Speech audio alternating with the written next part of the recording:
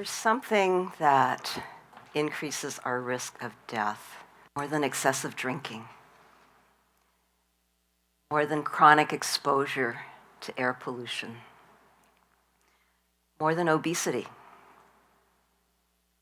Something that increases our risk of death as much as excessive smoking.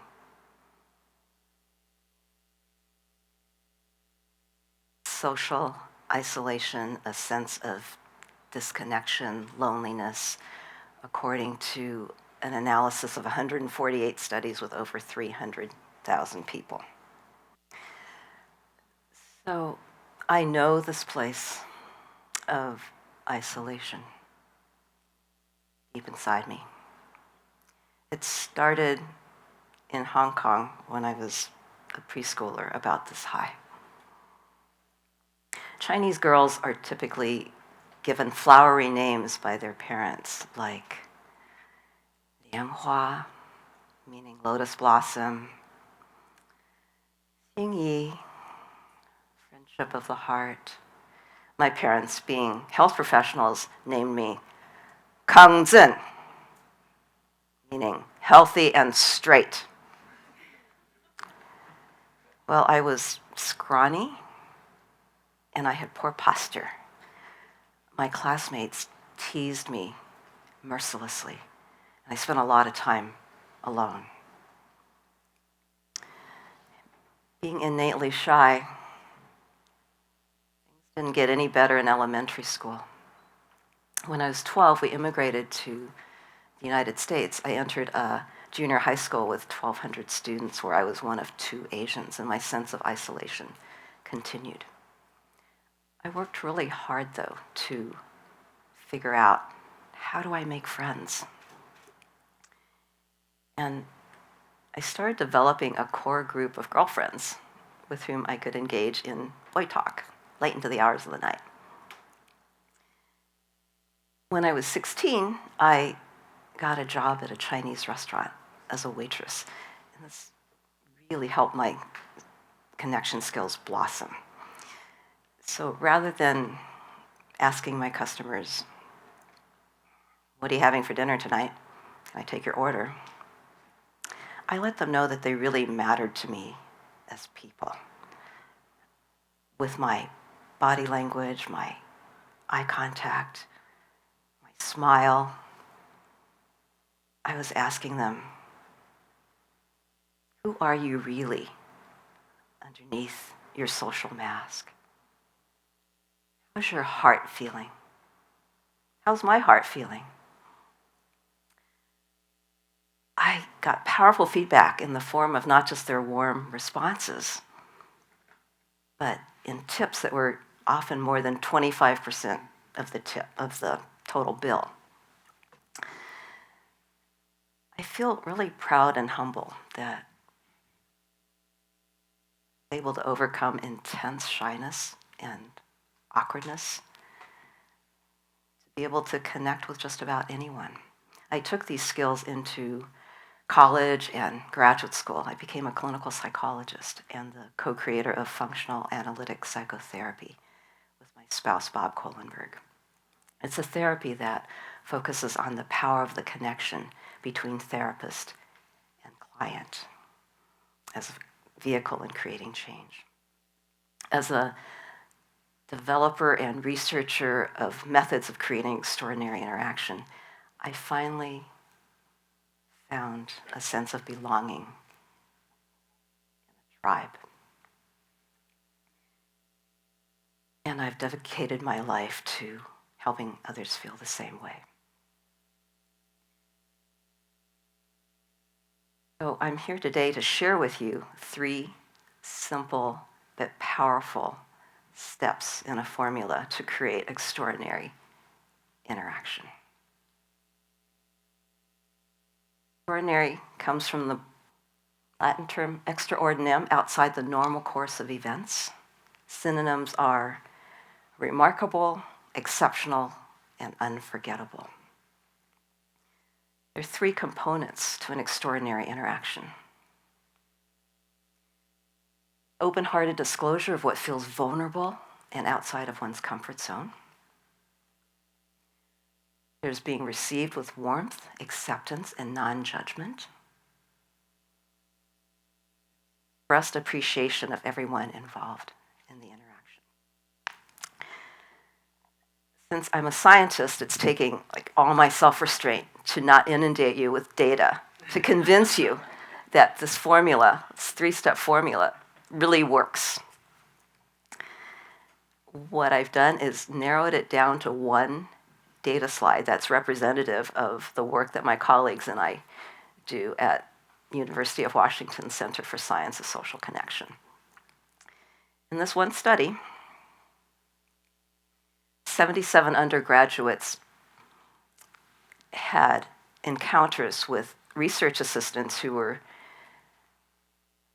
open-hearted, warm, appreciative.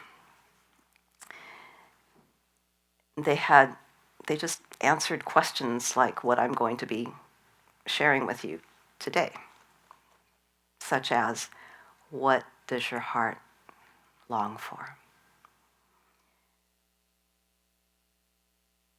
One measure of impact that we used was inclusion of other and self scale, which has circles indicating how close you feel to someone. Before they interacted, subjects indicated that they felt separate from the research assistants, which is to be expected. And then after engaging in these penetrating questions that were mutually responded to, this is how close they felt.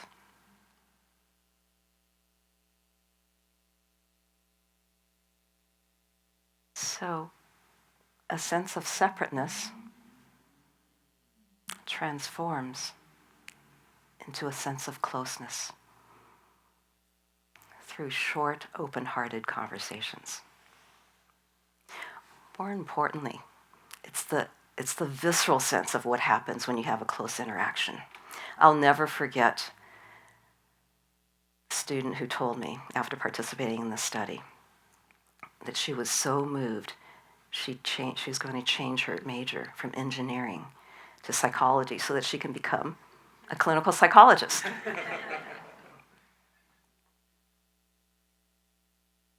To give you more of an emotional sense of what extraordinary interactions can be like, I'm going to show you a video in which I facilitated just really powerful experiences using 6 questions. These are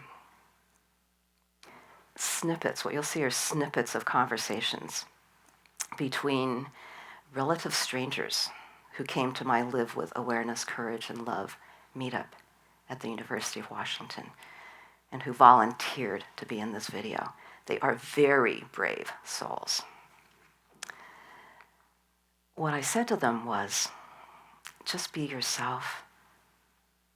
Be open-hearted in self-disclosing when I pose you questions, and listen to your partners with warmth. Just let them know, I'm here.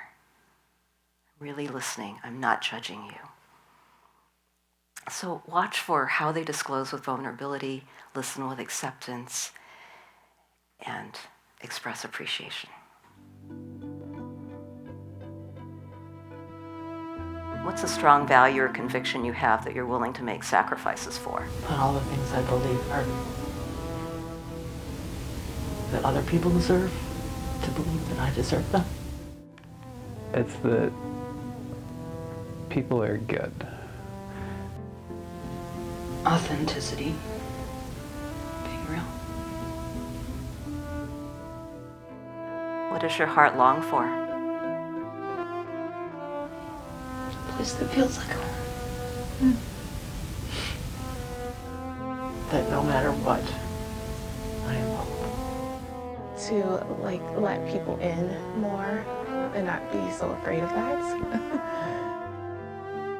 I pretend that. It's okay, I don't need other people, I don't need that connection. I pretend to be stronger than I am at times.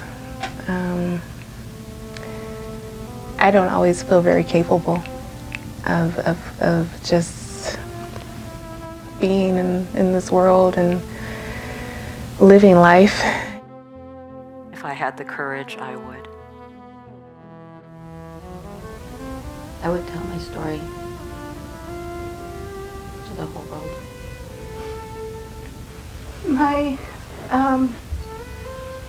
My partner being in a state hospital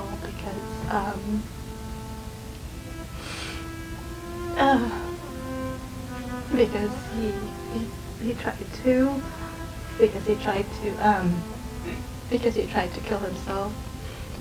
I'd have some really hard conversations, some conversations that need to be had with people that are really close to me.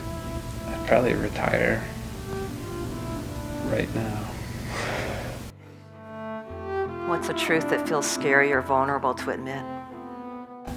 I have a lot of friends. Always active and busy.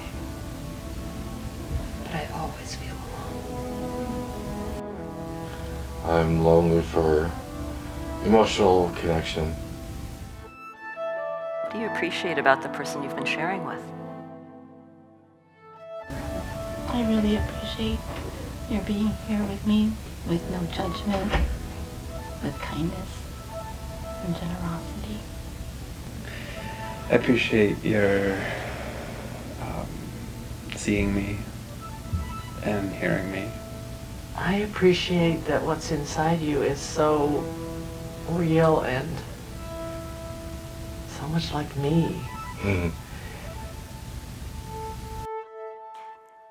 It doesn't take a scientist to see how connected they felt after disclosing with vulnerability, listening with acceptance, and expressing appreciation.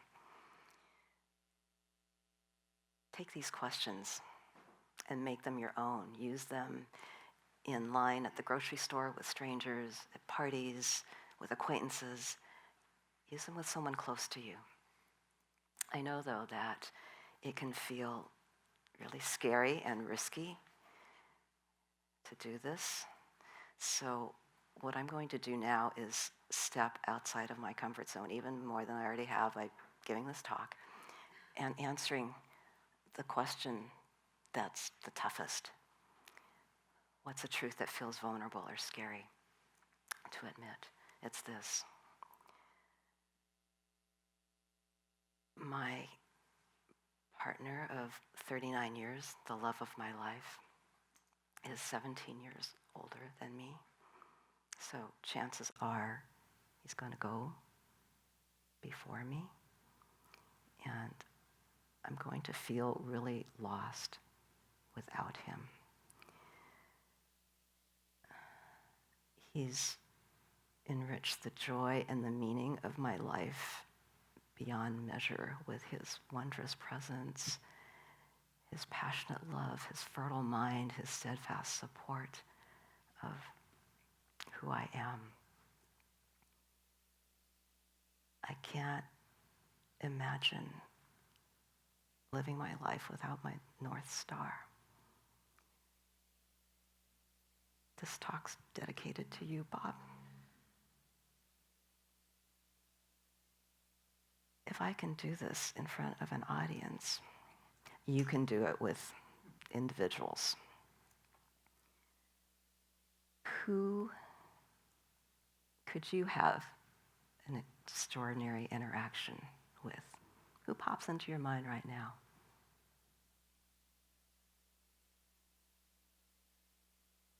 Try it and post about your experiences on Facebook at the Create Extraordinary Interactions page so that you can inspire everyone else to do the same. Remember, a huge body of scientific evidence shows that our ability to form close connections not only increases our mental and physical health, but interpersonal closeness helps us live longer. Together, we can enhance everyone's well-being and sense of belonging in this world. Let's do it. Thank you.